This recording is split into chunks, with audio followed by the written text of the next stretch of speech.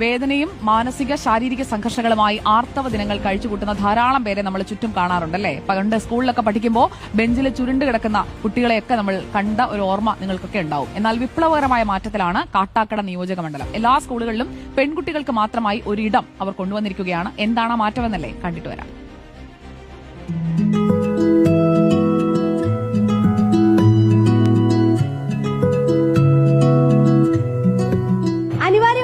പെണ്ണിടങ്ങൾക്കായുള്ള മാറ്റം ഇതാ നമ്മുടെ സ്കൂളിൽ നിന്ന് തന്നെ തുടങ്ങുകയാണ്. പെൺമക്കളെ ഒപ്പം ചേർത്തുകൊണ്ടുള്ള പുത്തൻ ആശയം, അതാണ് ഇനി പരിചയപ്പെടുത്തുന്നത്.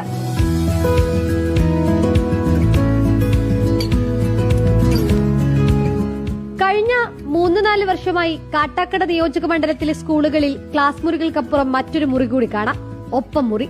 വയ്യാതായാൽ ക്ലാസ് മുറിയിൽ കിടക്കേണ്ടതില്ല, എല്ലാ സൗകര്യങ്ങളോടും കൂടി ആ മുറിയിലേക്ക് പോകാം.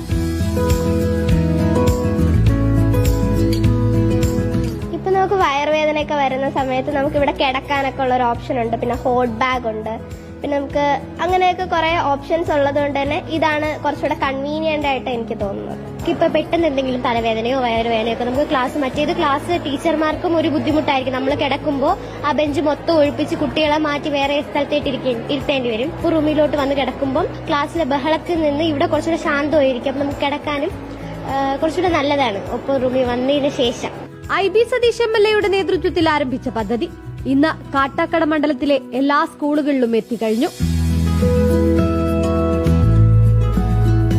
നമുക്ക് ബെഡുണ്ട്, കുട്ടികൾക്ക് റെസ്റ്റ് ചെയ്യുന്നതിന് ബെഡുണ്ട്, അതുപോലെ വീൽ ചെയറുണ്ട്, വെയിറ്റ് മെഷർ ചെയ്യുന്നതിനുള്ള ഉപകരണങ്ങൾ, വാട്ടർ പ്യൂരിഫയർ, ചെയർ, ഇത്തരത്തിലുള്ള എല്ലാ സംവിധാനവും കുട്ടികൾക്കുണ്ട്.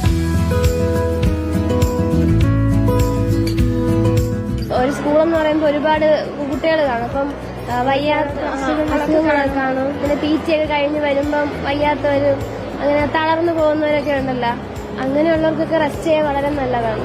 എനിക്ക് ഒരു ദിവസം വരേണ്ടി വന്നിട്ടുണ്ട്. അന്ന് പനി വന്നപ്പോഴായിരുന്നു.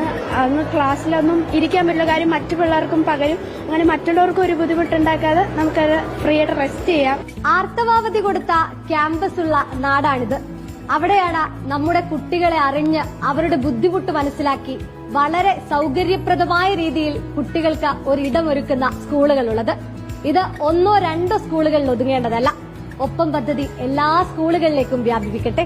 വീഡിയോ ജേർണലിസ്റ്റ് ബിപിൻ ചെങ്കലിനൊപ്പം reporter Sunisha Yellur, in reporter, Thiruvananthapuram.